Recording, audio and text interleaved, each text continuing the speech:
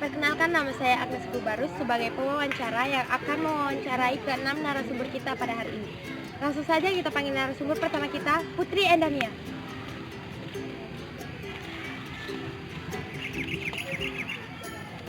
Ya Putri, apa kabar kamu hari ini? Baik. Oke, langsung saja kita mulai wawancara kita. Putri, bolehkah kamu menjelaskan sedikit tentang damai sejahtera? Oke, di sini saya akan menjelaskan tentang damai sejahtera. Damai sejahtera adalah suatu keadaan yang dimana di dalamnya memiliki kasih, terkhususnya kepada Tuhan, teman, dan keluarga. Ketika kita memiliki damai, tentu sangat indah. Tetapi hanya saja banyak orang saat ini tidak memiliki damai dan rukun. Hal itulah yang banyak terjadi saat ini. Kita sebagai anak-anak Tuhan, tentunya kita harus menciptakan damai dan rukun di sekeliling kita. Terima kasih. Oke, berarti kalau damai itu kita harus mempunyai kasih terhadap sesama kita atau semua orang gitu ya. Saya ingin bertanya lagi, dari mana dasarnya dimulai damai sejahtera ini? Damai sejahtera ini dimulai dari diri sendiri. Ketika kita mempunyai damai dalam diri kita sendiri dan selalu mengandalkan Tuhan dalam hidup kita, tentu kita dapat membagikan atau memberikan perdamaian di sekeliling kita. Berarti kuncinya dari diri sendiri gitu ya. Kita lanjut ke pertanyaan berikutnya, yaitu apakah keuntungan dari hidup damai sejahtera ini? Keuntungan dari hidup damai sejahtera ini adalah kita memiliki hidup yang damai dan selalu diberkati oleh Tuhan, karena damai sejahtera adalah kunci terakhir manusia menuju kebahagiaan yang seutuhnya. Yaitu teman-teman, dari narasumber pertama kita, Putri, terima kasih, dan kita akan lanjut ke narasumber berikut. Terima kasih. Kita akan melanjutkan wawancara kita kepada narasumber yang kedua, Natalia. Selamat pagi Natalia. Selamat pagi, Agnes. Silakan duduk. Ya, tadi kita udah wawancara dulu pertama sama yang membawakan materi damai sejahtera. Saat ini kamu membawa materi apa? Keluarga Kristen. Oke, tentang keluarga Kristen.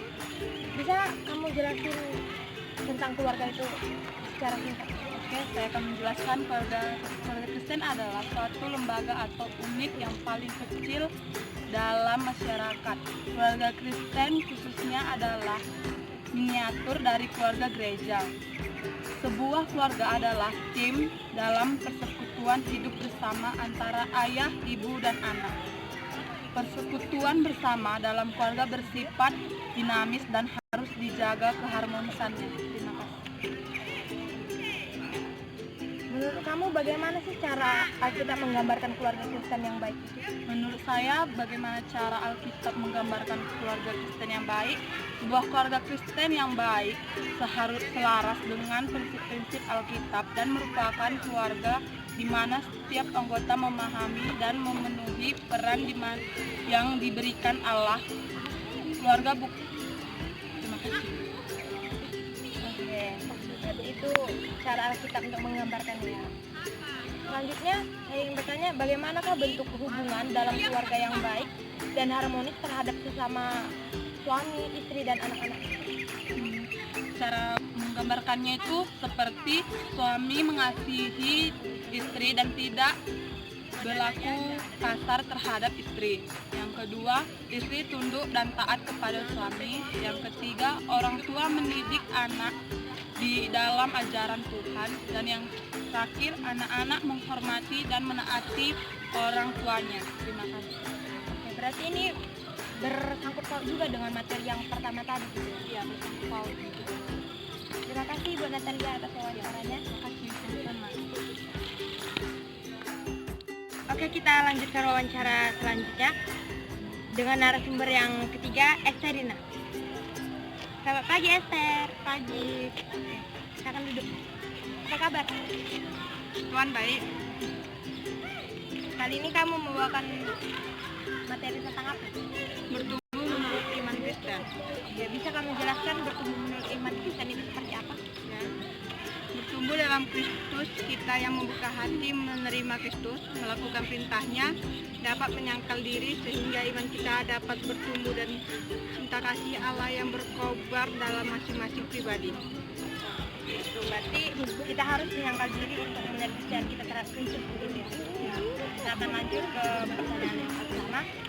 Menurut kamu apa yang dimaksud dengan pribadi yang dewasa menurut Alkitab?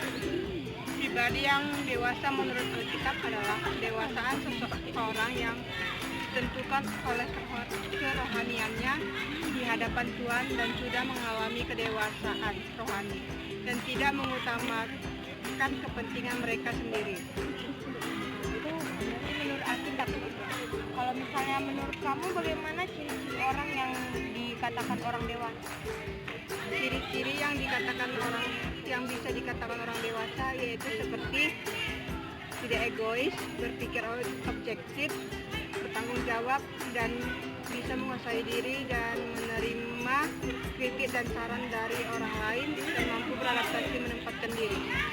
Ya, berarti ciri-ciri dewasanya itu lebih kepada mentalnya bukan kepada umurnya begitu. Terima kasih buat informasinya Esa. Kita wawancara kita kepada narasumber yang keempat, Winda Sendiri. Selamat pagi Winda. Pagi. Apa kabar hari ini? Puji Tuhan baik. Oke, kita lanjut wawancara kita. Di sini kamu membawakan materi tentang apa? Multikulturalisme. Oke.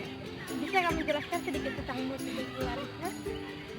Multikulturalisme itu adalah pandangan seseorang mengenai keanekaragaman yang ada di suatu wilayah atau bagaimana seseorang menerima perbedaan di dalam wilayah tersebut, baik ekonominya, sosialnya ataupun keagamaannya.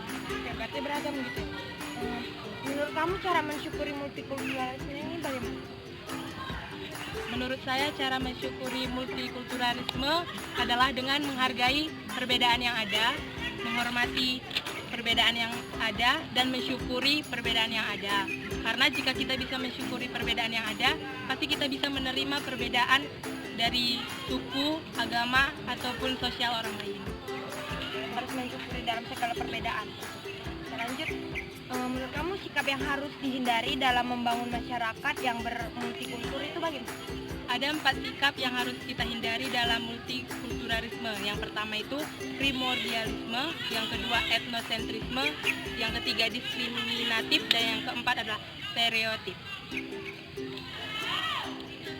Terima kasih buat informasinya. Kita lanjutkan kepada narasumber kita yang selanjutnya, Regita. Selamat pagi Regita. Pagi. Silakan Regita. Apa kabar hari ini? Baik. Oke, kita langsung saja mulai wawancaranya. Kamu di sini membawakan materi tentang apa? Berpacaran Berpacaran menurut iman Kristen. Bisa kamu jelaskan sedikit tentang berpacaran menurut iman Kristen itu seperti apa? Berpacaran menurut teman Kristen itu adalah masa di mana kita mempersiapkan segala hal yang perlu dipersiapkan sebelum menuju ke tingkat selanjutnya yaitu pernikahan. Artinya orang yang berpacaran mempersiapkan rumah tangganya agar tidak terjadi sesuatu hal yang tidak diinginkan di kemudian hari. Oke, berarti langkah pertama sebelum mengambil jenjang serius gitu ya. Menurut kamu intensitas hubungan fisik dalam batas-batas berpacaran yang menurut iman Kristen? Menurut saya batas-batas hubungan fisik dalam berpacaran menurut iman Kristen yaitu yang pertama berpegangan tangan, yang kedua saling memeluk, yang ketiga berciuman, bahkan yang keempat itu saling membuang. Oke. Berarti itu batasnya yang harus dihindari. Ya. Yang selanjutnya apa sih tujuan berpacaran di kalangan remaja ini? Tujuan berpacaran di kalangan remaja itu agar mendapatkan teman untuk menceritakan masalah sebagai tempat curhat masalah-masalah, terutama masalah pribadi, baik itu keluarga ataupun hal-hal lainnya, dan sebagai dapat juga dijadikan sebagai hiburan, sebagai tempat untuk memahami karakter satu sama lain agar dapat maju di dunia pernikahan. Oke, berarti dia bisa mengenali dirinya lebih dalam satu sama lain begitu. Oke, terima kasih buat informasinya atas saya kita. Oke, kita tiba di penghujung wawancara kita dan kita akan mewawancarai seluruh narasumber kita pada saat ini. Kita undang seluruh narasumber kita untuk datang ke tempat ini.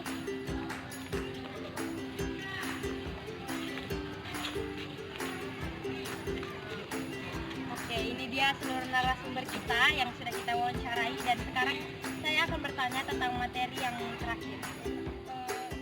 Menurut kalian itu pengertian dari keadilan itu apa sih?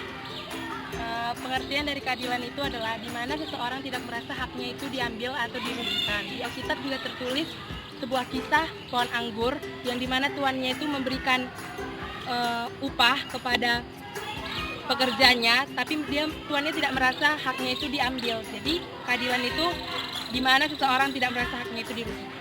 Oke, berarti antara kedua belah pihak tidak ada yang dirugikan gitu ya? Betul. Oke. Selanjutnya saya ingin bertanya, cara menerapkan itu sendiri itu bagaimana sih? Kalau untuk cara menerapkan keadilan di tengah-tengah masyarakat, contohnya yaitu kita harus mampu memilah atau mementingkan kepentingan umum daripada kepentingan pribadi kita, serta mengurangi sikap egois dan memberikan toleransi yang lebih banyak kepada orang lain agar tidak terjadi perselisihan atau pertikaian di antara masyarakat lain. Oke. Sekian wawancara kita hari ini dan terima kasih kepada narasumber kita.